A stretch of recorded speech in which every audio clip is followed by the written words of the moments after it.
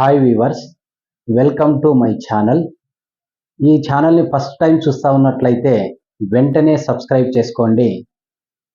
ఈరోజు మనం డిస్కస్ చేసేటువంటి topic, today we are discuss about the topic first year 10 marks question, very important question.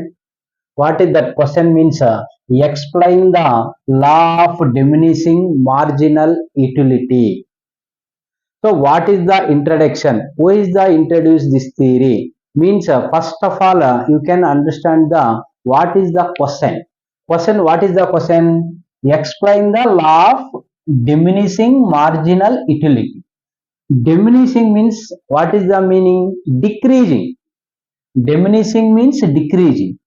Marginal utility means additional utility. So now we are going to introduction. So what is the introduction means? The law of diminishing marginal utility refers to the common experience of every consumer. This law was originally introduced H.H. Gaussian in 1854. That's why this law, Gaussian first law of consumption, but it was developed by Alfred Marshall in a scientific manner. This is introduction. What is the meaning? The introduction ఏమని అంటే first ఏమి, the law of diminishing marginal utility refers to the common experience of every consumer. అంటే ఈ theory అనేది ప్రతి ఒక్క వినియోగదారుని యొక్క ఎక్స్పీరియన్స్ ను గురించి స్టడీ చేయడం అనేది జరుగుతుంది. This law was originally introduced or explained by H.H. Gaussian in 1854. అంటే ఈ లా ఆఫ్ డిమినిషింగ్ మార్జినల్ యూటిలిటీకి హెచ్హెచ్ గాషన్ అనే ఆర్థికవేత్త 1854వ సంవత్సరంలో ఇంట్రడ్యూస్ చేశాడు. అందుకోసం అనేసి దీన్ని ఏమంటున్నాం మనము, it is also called Gossen first law of consumption. దీనిని గాషన్ యొక్క మొదటి సూత్రం అని కూడా చెప్పడం జరుగుతుంది. After that, who is the developed?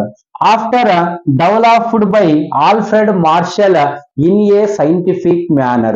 అంటే ఈ సిద్ధాంతాన్ని పూర్తిగా డెవలప్ చేసినటువంటి ఎకనమిస్ట్ ఎవరు అంటే ఆల్ఫ్రెడ్ మార్షల్ ఎకనమిస్ట్ డెవలప్ చేయడం జరిగింది. ఇన్ ఏ సైంటిఫిక్ మేనర్ అంటే శాస్త్రీయ పద్ధతిలో ఎక్స్ప్లెయిన్ చేయడం అనేది జరిగింది. Next, definition. What is the definition means? You can observe to the definition, the additional benefit which a person derives from a given income increase of his stock of things diminishes with every increase in the stock that he already has. ఎవరు చెప్పారు ఇది అంటే martial చెప్పారు.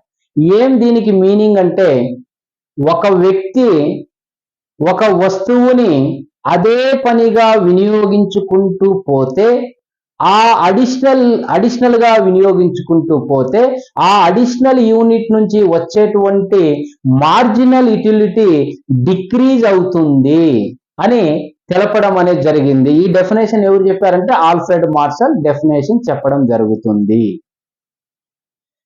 తర్వాత assumptions. మనం assumptions కనుక తీసుకుంటే ఈ లా ఆఫ్ డిమినిషింగ్ మార్జినాలిటీ ఎక్కడెక్కడ మనకి పాజిబిలిటీ ఉంటుంది, ఏ సందర్భంలో అని తీసుకుంటే మనకి ఇక్కడ first one, this law is based on cardinal utility analysis. ఎందుకు దీనికి మనకి this law is based on cardinal utility based అంటే, కార్డినల్ యూటిలిటీ ఎవరు ఎక్స్ప్లెయిన్ చేశారంటే మనకి మార్షల్ ఎక్స్ప్లెయిన్ చేశారు. యూటిలిటీని ఎలా మెజరబుల్ చేస్తారు అని అంటే, యూటిలిటీని in terms of numbers. How to you measure utility means in terms of numbers, means 1 2 3 4. So that's why this law is based on cardinal utility analysis. ఇంకా సెకండ్ వన్, సెకండ్ వన్ తీసుకుంటే there is no time gap between one commodity to another commodity. అంటే ఒక వస్తువుని మనం వినియోగించేటప్పుడు ఒక time gap అనేది ఎక్కువగా తీసుకోకూడదు. అంటే ఫర్ ఎగ్జాంపుల్ యాపిల్ తీసుకుంటున్నాను, మార్నింగ్ ఒక యాపిల్, ఆఫ్టర్నూన్ ఒక యాపిల్, ఈవినింగ్ ఒక యాపిల్ తింటే సేమ్ సాటిస్ఫాక్షన్ వస్తుంది. అలా కాదు, మనం తీసుకున్న వెంటనే కంటిన్యూషన్ గా టైం గ్యాప్ లేకుండా తినుకుంటూ పోతే దాని నుంచి వచ్చేటువంటి ప్రయోజనం అనేది తగ్గుతా వస్తుంది. అందుకోసం there is no time gap between one commodity to another commodity. Next third one, all goods are homogeneous. All goods are homogeneous అంటే this law applicable when means when you are apply the use homogeneous commodities. అంటే నువ్వు వినియోగించే వస్తువు అన్ని ఒకే రకమైనటువంటి వస్తువు అయి ఉండాలి, ఒకే రకానికి చెందింది. యాపిల్ అంటే అన్ని యాపిల్సే ఉండాలి, బనానా అంటే అన్ని బనానానే ఉండాలి. అలా మనకి వినియోగించే వస్తువులన్నీ ఎలా ఉండాలంటే ఒకే రకానికి చెందినదై ఉండాలి. నెక్స్ట్ ఫోర్త్ వన్ తీసుకుంటే the consumer is a rational man. అంటే వినియోగదారుడు హేతుబద్ధత కలిగి ఉండాలి. అంటే ఏమి రేషనల్ మ్యాన్ హేతుబద్ధత ఎందుకు కలిగి ఉండాలంటే when the consumer always try to the get maximum satisfaction that time this law applicable. అంటే వినియోగదారుడు ఎప్పుడూ గరిష్ట ప్రయోజనాన్ని పొందడానికి ప్రయత్నిస్తూ ఉన్నప్పుడు ఈ సూత్రం అనేది వర్తించడం జరుగుతుంది. నెక్స్ట్ ఫిఫ్త్ వన్ తీసుకుంటే the goods are divisible into small unit. The goods are divisible into small unit. So మనం ఏదైతే ఈ సూత్రాన్ని అప్లై చేసేటప్పుడు must the possible to the commodities are divisibility and small. అంటే ఈ సూత్రం మనం వినియోగించాలంటే వస్తువుని విభజించడానికి వీలు ఉండాలి, విభజింపబడేటువంటి వస్తువుల్ని తీసుకోవాలి. అప్పుడు ఈ సూత్రం అనేది ఎలా మనకి మార్జినల్ యుటిలిటీ తగ్గుతుంది, వస్తువులు వినియోగించుకుంటూ పోయే కొద్దీ మార్జినల్ యుటిలిటీ ఎలా తగ్గుతుంది అనేది మనకి తెలుస్తుంది, డివిజబిలిటీ. తర్వాత next money income of the consumer remain the constant. This law when the possible to the applicable means when the money income of the consumer remain the constant. అంటే వినియోగదారుని దగ్గర money మరియు ఇన్కమ్ రెండు ఎప్పుడైతే constant గా ఉంటుందో అప్పుడు మాత్రమే ఈ సూత్రం మనము అప్లై చేయడానికి పాజిబిలిటీ ఉంటుంది. After that how to the commodity are increasing and how to decrease the marginal utility you can easily understanding with the table. So how to means for example you can observe to the table. First of all unit of good. So ఇక్కడ మనకి ఏం తీసుకుంటామంటే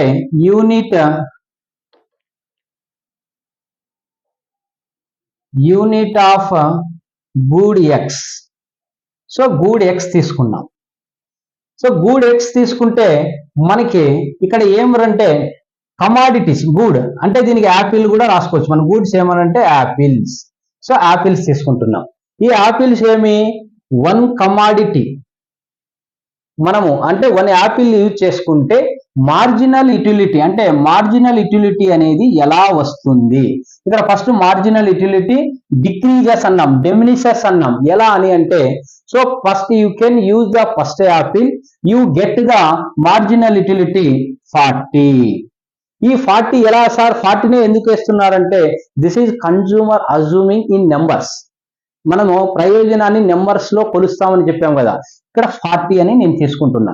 మీరు వేరే number అయినా తీసుకోవచ్చు, ఇంతే రాయాలనేది rule అనేది లేదు. బట్ మనం 40 తీసుకుంటున్నాం.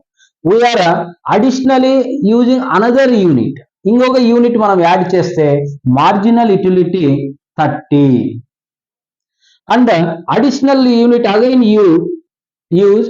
సో థర్డ్ తీసుకుంటే ఎంత యూనిట్ అంటే మనకి యూటిలిటీస్ 20 యూటిల్స్ అనేది ప్రయోజనం వచ్చింది. నెక్స్ట్ ఫోర్త్ వన్ తీసుకుంటే ఎంత వచ్చిందంటే 10. ఇక్కడితో ఆకుండా ఇంకా కంటిన్యూషన్ చేసుకుంటా వచ్చాం. ఫిఫ్త్ యాపిల్ తీసుకుంటే ఎంతంటే 0. నెక్స్ట్ ఇంకా మనం స్టాప్ చేయకుండా కంటిన్యూ చేస్తే ఇక్కడ మనకి -10 అనేది వస్తుంది. అంటే additional commodities you adding the marginal utility continuously are decreasing.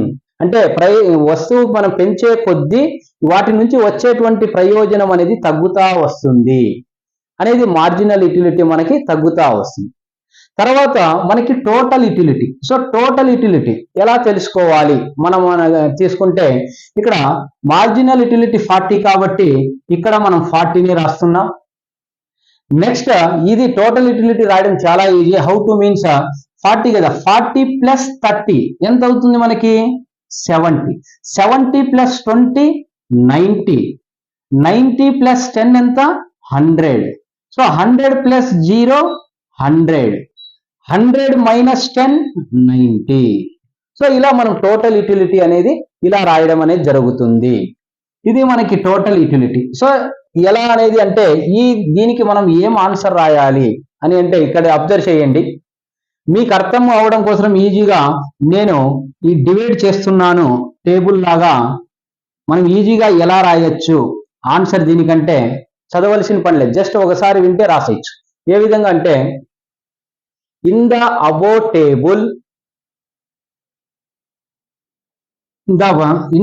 table unit of good x increasing from 1 to 4th, the total utility also increases from 40 to 100 and marginal utility decreasing from 40 to 10.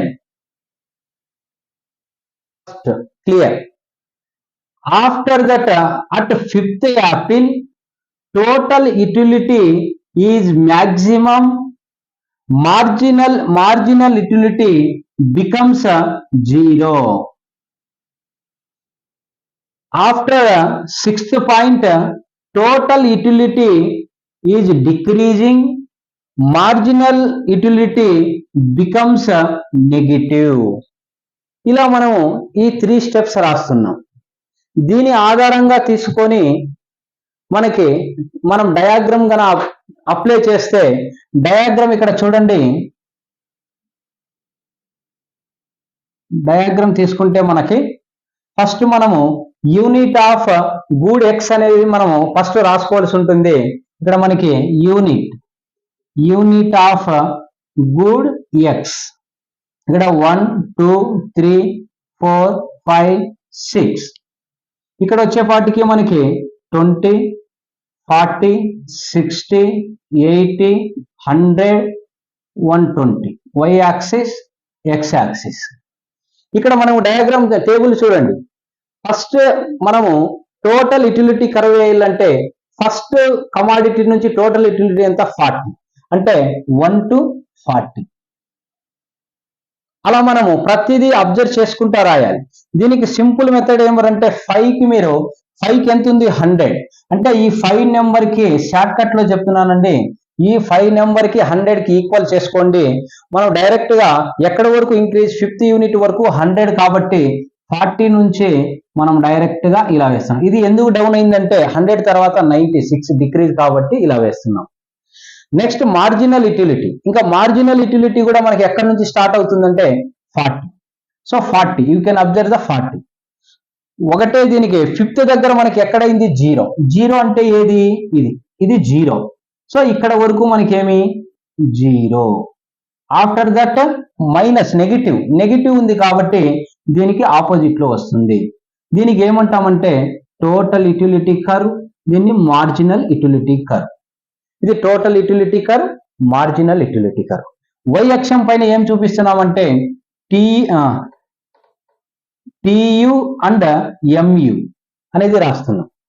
So diagram కి ఏం మనం explain చేయాలి అంటే in the above diagram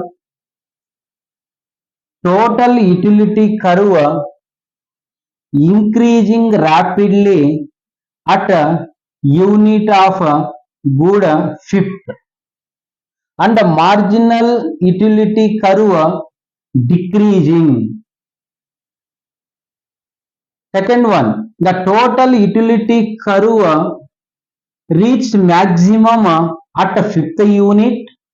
Marginal utility curve becomes 0. After fifth point, the total utility curve is decreasing. Marginal utility curve becomes negative అనేది మనం రాస్తున్నాం. ఇక్కడ ఏమి ఫస్ట్ స్టేజ్ ఏమి ఇంక్రీజింగ్, తర్వాత మ్యాక్సిమం, తర్వాత డిక్రీజింగ్.